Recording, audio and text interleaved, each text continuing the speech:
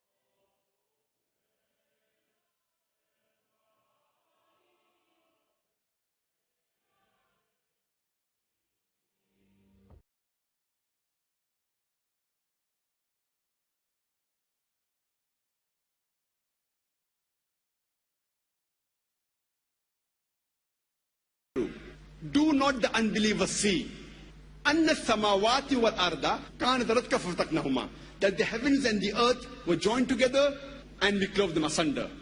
This verse of the glorious Quran speaks about the Big Bang in a nutshell 1400 years ago, which science has discovered recently, hardly 30 years back, 35 years back.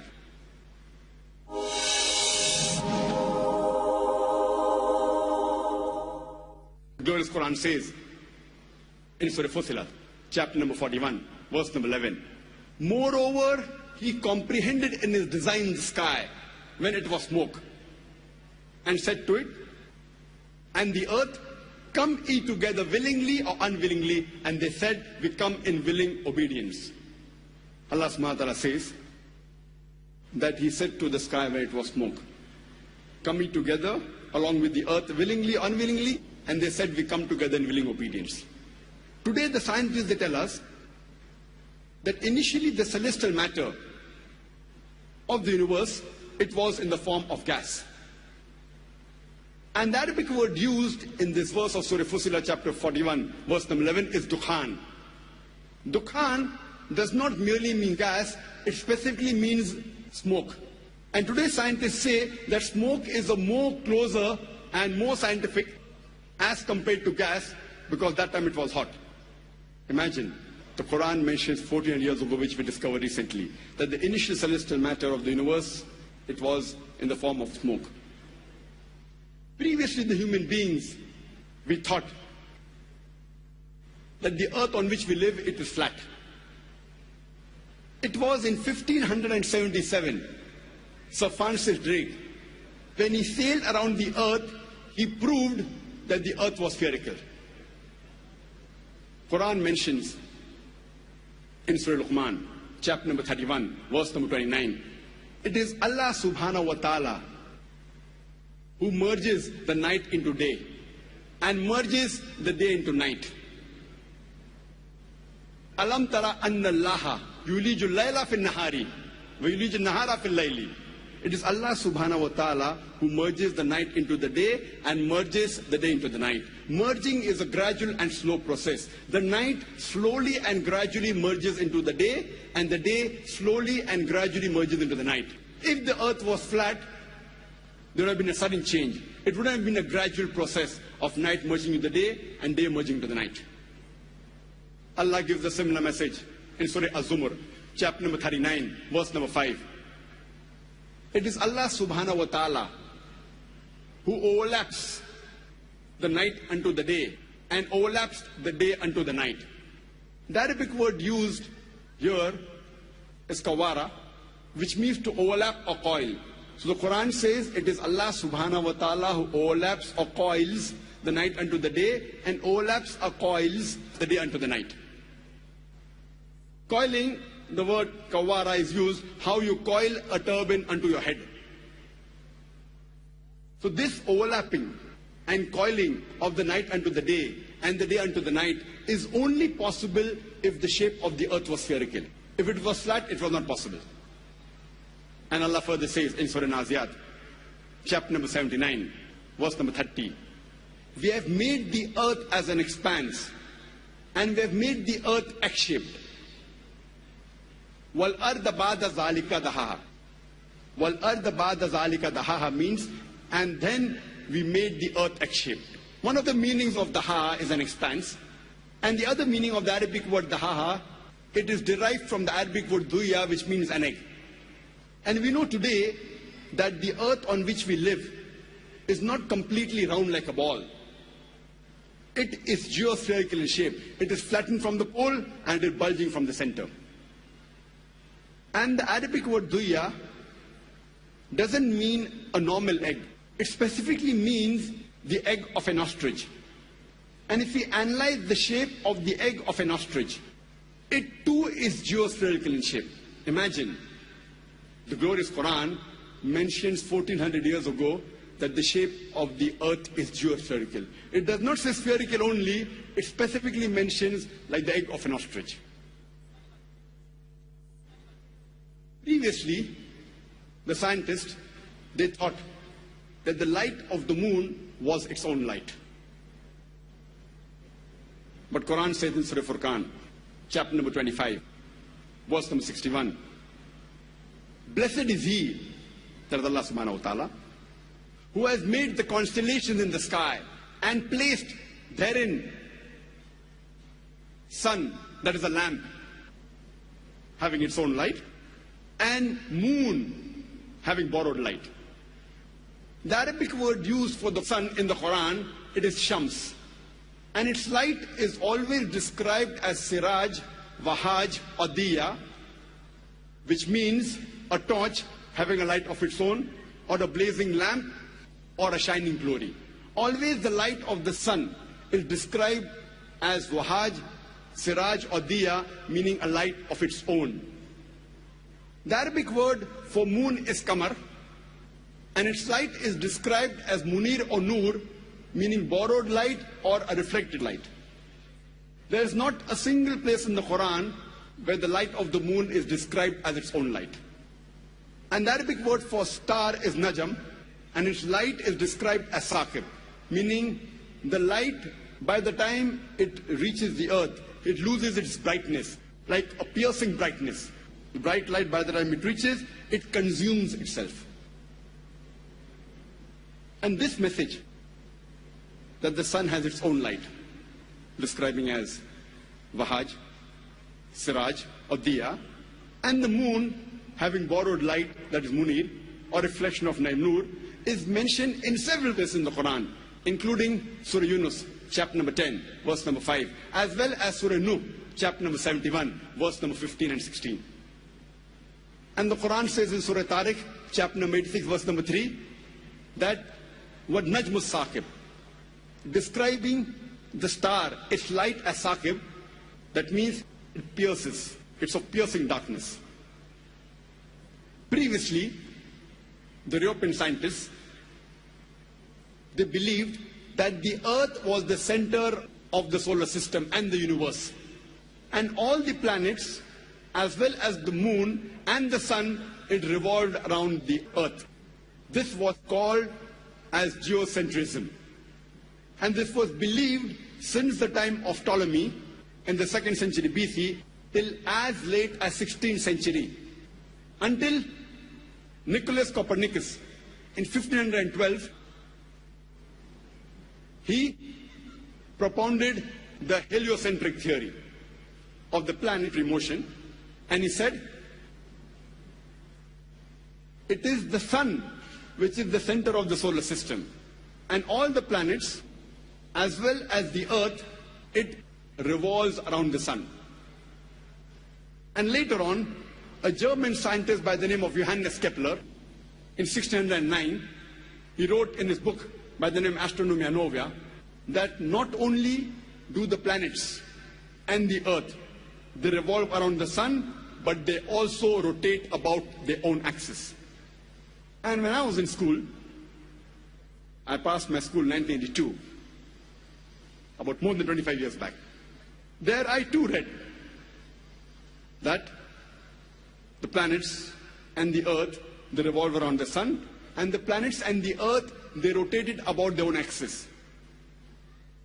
And the whole solar system also in the galaxy it revolved, including the sun, but the sun did not rotate about its own axis. In this context, the sun was stationary. But when I read the verse of the Quran in Surah Anbiya, chapter number 21, verse number 33, which says, Huwa allazi khalaqal layla wan nahar. It is Allah who has created the night and the day. Washamsa wal qamar, the sun and the moon. Kullun fi falaki yasbahun, each one traveling in orbit with its own motion. So the Quran says the sun and the moon, besides revolving, they also rotate about their own axis. The Arabic word used here is yasbahun, derived from the Arabic word sabaha, which describes the motion of a moving body. If I use this Arabic word yasbaha for a person who's moving on the floor, it will not mean that he's rolling, it will mean he's either walking or running. If I use the same word for a person in the water, it will not mean he's floating, it will mean he's swimming.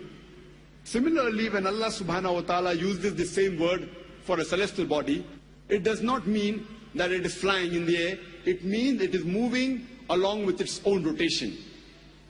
It is rotating about its own axis. So Quran says the sun and the moon, besides revolving, it also rotates about its own axis. And today, science has discovered that even the sun rotates. Since we can't see the sun directly, you get blinded if you see directly. If you have an equipment and have the image of the sun on a tabletop, we find that there are spots in the sun. And it takes about 25 days for the spots to complete one rotation, indicating that the sun takes approximately 25 days to complete one rotation. Imagine when I was in school, I was taught the sun was stationary, it didn't rotate about its own axis. And the Quran mentioned 14 years ago that it rotates. And now, alhamdulillah, most of the schools have incorporated that the sun also rotates. Further, we read in the Quran, it's mentioned in the Quran in Surah Yasin, chapter number 36, verse number 40. It is not permitted for the sun to overtake the moon, nor the night to outstrip the day. The moon and the sun. Kullun fi falaki yasbahun, each one traveling in orbit with its own motion. Now the scientists say that the orbit of the sun and the moon is different. So there's no question of the sun overtaking the moon. That's what the Quran says. And today the scientists, they tell us that the sun is moving in a direction in the universe to a particular fixed direction, which is called as the solar apex. In the constellation of Hercules, also known as Alpha Lyra, at a speed of 12 miles per second. And today the scientists, they tell us that the sunlight we have is due to a chemical reaction which is taking place since billions of years. And one day, this chemical reaction will cease. And so will the light of the sun cease to exist. And so will the life on this earth cease to exist. But the scientists say it will take another few billion years. Quran gives a similar message. In Surah Yasin, chapter number 36, verse number 38. وَالشَّمْسُ تَجْرِي لِمُسْتَقَرٍ لَهَا, that the sun is running its course for a period determined, to a place determined. The Arabic word used here is mustaqar, which has two meanings. Either it means for a period determined, or it means to a place determined. And today science says that the sun is moving to a particular spot known as solar apex, and it will exist for a particular time period. So both the meanings of mustaqar, to a place determined and for a period determined according to science, is perfect. Imagine, Quran mentions this 1400 years ago.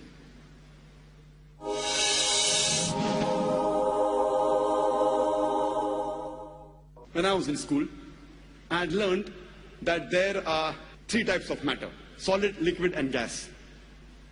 And previously the scientists believed that the space outside the astronomical systems in the galaxy, it was vacuum. Lately the scientists have discovered that there are bridges of matter in the interstellar space.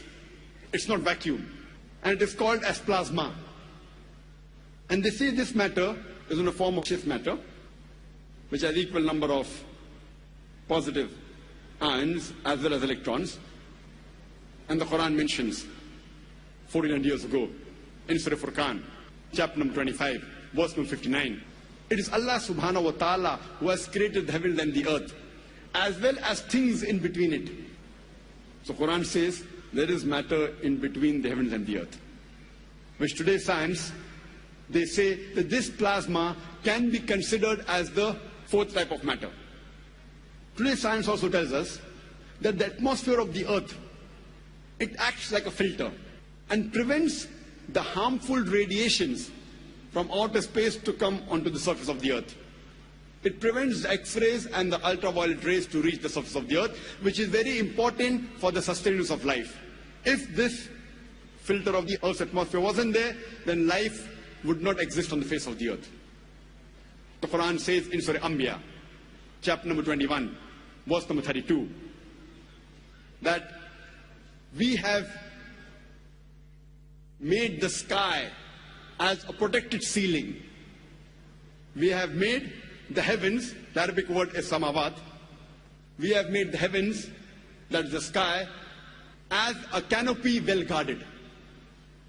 Today science has come to know that this protected ceiling, without this, life would have ceased to exist on the face of the earth.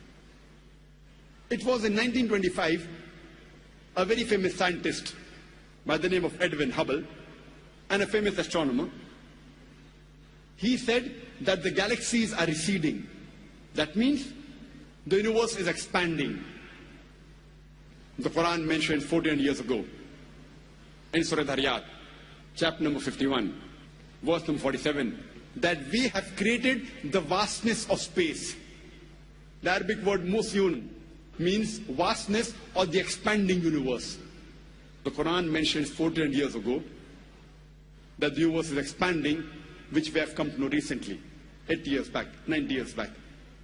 And according to Stephen Hawking, who's a very famous scientist, he writes in his book, The Brief History of Time, he says that the discovery of the expanding universe is the greatest discovery of the century, which is mentioned in the Quran 14 centuries before. There may be skeptics or some non-Muslims who will say it is nothing great that the Quran speaks about astronomy, since the Arabs were very well advanced in the field of astronomy. I do agree with them that the Arabs were advanced in the field of astronomy. But I'd like to remind them, it was centuries after the Quran was revealed that the Arabs advanced in the field of astronomy. So it is from the Quran that the Arabs learn about astronomy and not the vice versa. And there were many things about astronomy mentioned in the Quran which the Arabs didn't speak about and which we have come to know recently. In the field of physics, several centuries ago,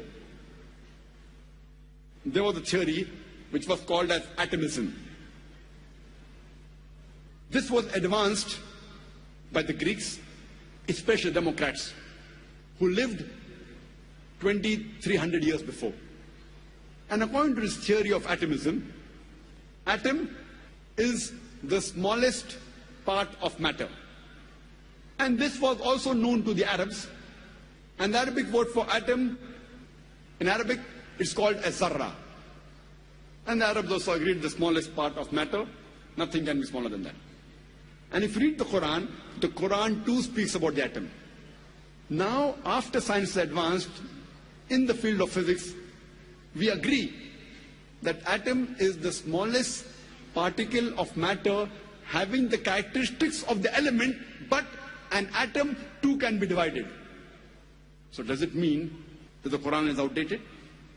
Quran says in Surah Sabah, chapter number 34, verse number 3, as well as in Surah Yunus, chapter number 10, verse number 61, that when they say, that is unbelievers, that the final hour will never come, tell them it will surely come by the Lord, in whose knowledge is the unseen,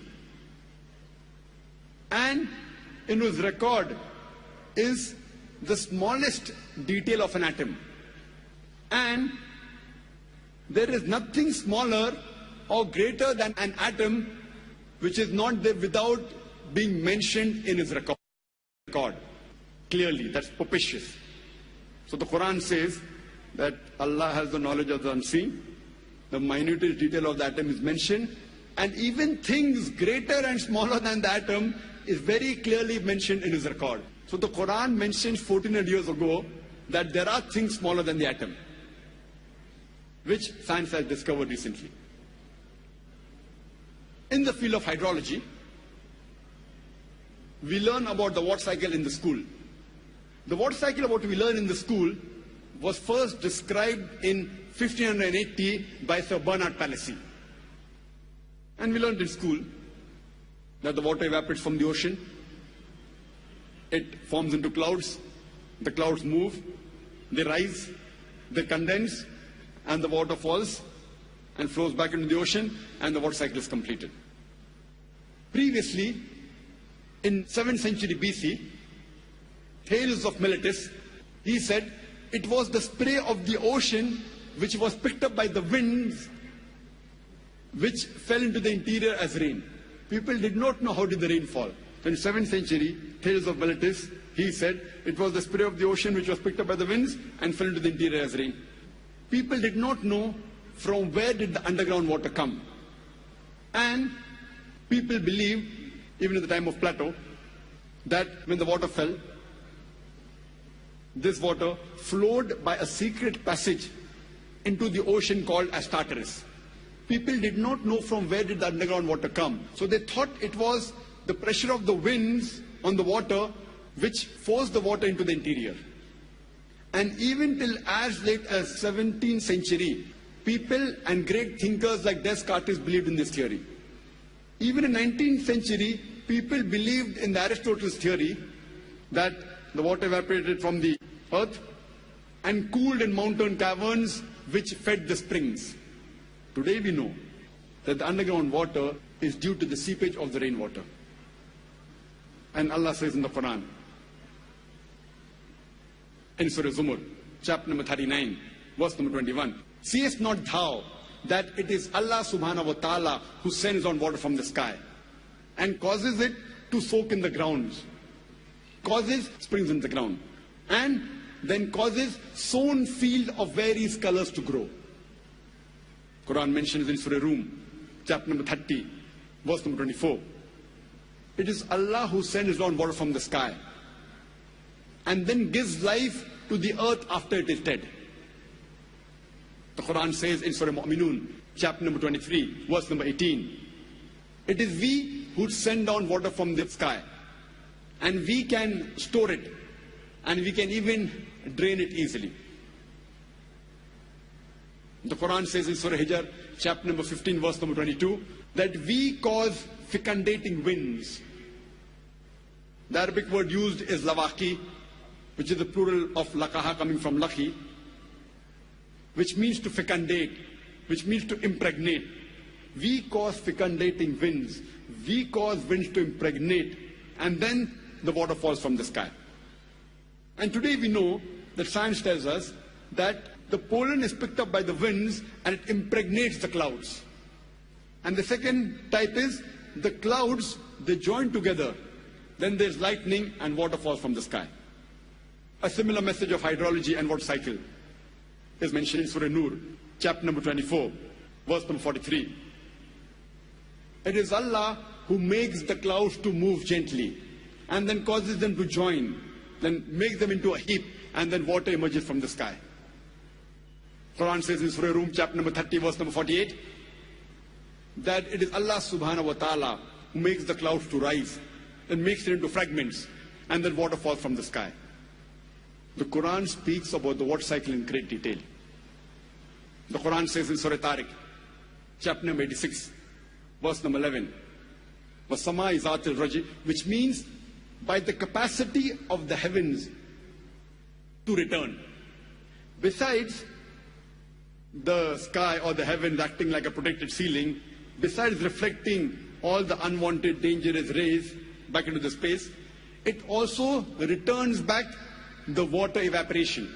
What the water evaporates from the ocean, the sky, it sends it back onto the earth. And the Quran says in Surah Nur, chapter number 24, verse number 43, that we cause water to fall from the sky, from mountains of clouds. And when we are traveling in an aeroplane wasn't there 14 years back, and when we look at the clouds below, we see it is like mountain of wolves. The clouds, they appear as mountains. Imagine, Quran mentions that 14 years ago. Quran describes the water cycle in great detail in several verses. Besides the several verses I quoted, there are many other umpteen number of verses which speak about the water cycle. It's mentioned in Surah Araf, chapter number 7, verse number 57. In Surah Rad, chapter number 13, verse number 17. In Surah Furqan, chapter number 25, verse number 40 and 49. In Surah Fatir, chapter number 35, verse number 9. In Surah Yasin, chapter number 36, verse number 34. It's mentioned in Surah Jashia, chapter number 45, verse number 5. In Surah Qaf, chapter number 50, verse number 9 and 10. It's mentioned in Surah Waqia, chapter number 56, verse number 67 to 70. It's mentioned in Surah Mulk, chapter number 16, verse number 30. You can go on only quoting the several verses of the Quran which speak about the water cycle. You can only give a talk on hydrology and water cycle in the Quran.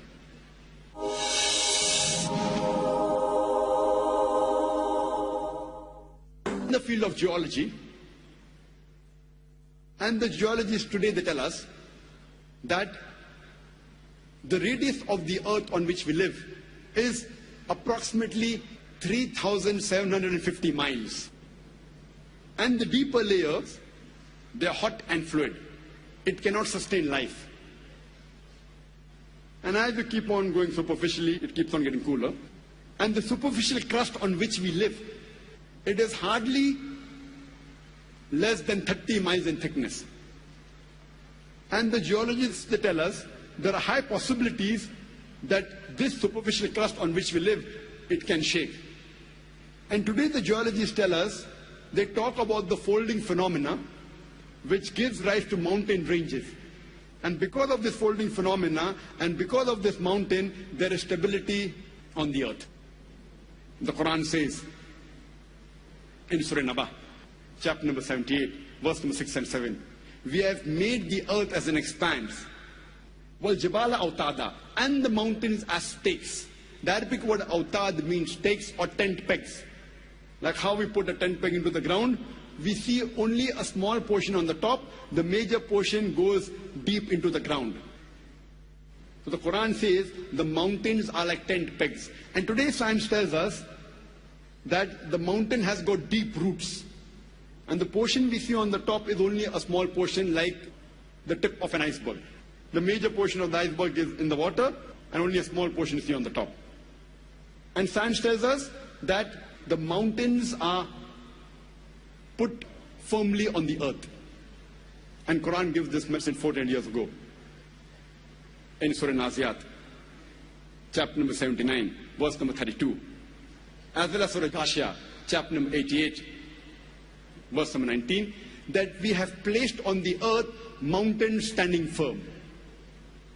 As far as the subject of geology is concerned, a book by the name The Earth, which is known as one of the best textbooks in the field of geology and is referred in most of the universities in the subject. And one of its authors, his name is Frank Press, who was the president of the Academy of Sciences of USA earlier, and was also the advisor to the ex-president of USA, Jimmy Carter. And he writes in this book, and he draws the mountain and shows that the mountain has got deep roots in the shape of wedge shape. And he shows that the mountain that is seen above the surface of the earth is only a small portion. The major portion has got deep roots. And he writes in this book that it is due to the mountain which prevents the earth from shaking. And this is exactly what is mentioned in the Quran 14 years ago in Surah Anbiya, chapter number 21, verse number 31, as well as Surah Luqman, chapter number 31, verse number 10, that we have placed on the earth mountains standing firm, lest it would shake with you. The Quran specifically mentions that the function of the mountain is to prevent the earth from shaking, which we have come to know recently. In the subject of oceanology, there's a verse in the Quran. In Surah Quran, chapter number 25, verse number 53, which says that it is Allah subhanahu wa ta'ala who has let free two bodies of flowing water. One sweet and palatable, and the other salty and bitter. Though they meet, they do not mix. There is a barrier which is forbidden to be trespassed. The same message is repeated in Surah Rahman, chapter number 55, verse number 19. Marajal Bahrain yaltaqiyan,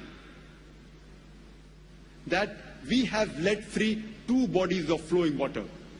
Though they meet, they do not mix. There is a barrier, there is a barzakh, which is forbidden to be trespassed.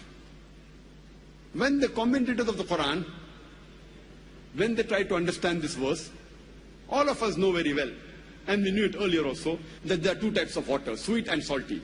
But they could not understand the verse of the Quran, which says that there are two types of water, sweet and salty. Though they meet, they do not mix. There is a barrier which is forbidden to be trespassed. There is a barzakh. The mufassireens, the commentator, could not understand what did it mean. Today, after science have advanced, we have come to know that whenever one type of water flows into the other type of water, sweet water flows into the salty water, it loses its constituents and gets homogenized into the water it flows. This transitional homogenizing area, according to the Quran, is called as the barzakh. It is an unseen barrier. And this has been testified and verified.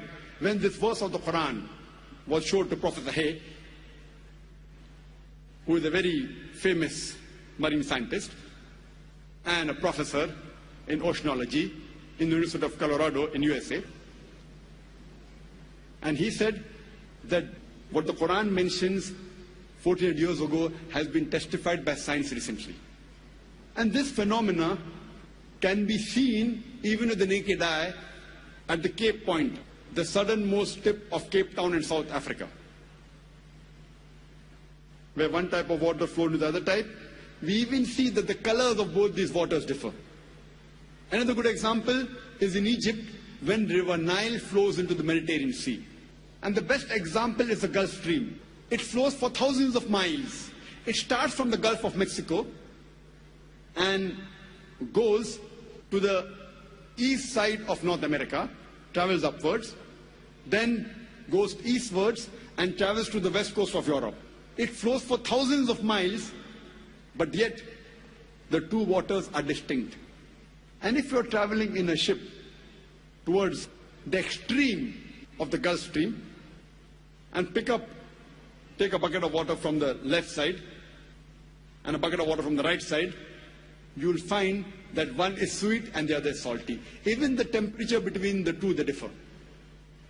Imagine, Quran speaks about this phenomena 1400 years ago. In the subject of biology, the Quran says in Surah Anbiya, chapter number 21, verse number 30, وَجَعَلْنَا مِنَ الْمَاءِ كُلَّ شَيْءٍ أَفَلَا يُؤْمِنُونَ. We have made from water every living thing. Will you not then believe? Imagine in the deserts of Arabia, the Quran says, we have made from water every living thing. Who could have believed in it?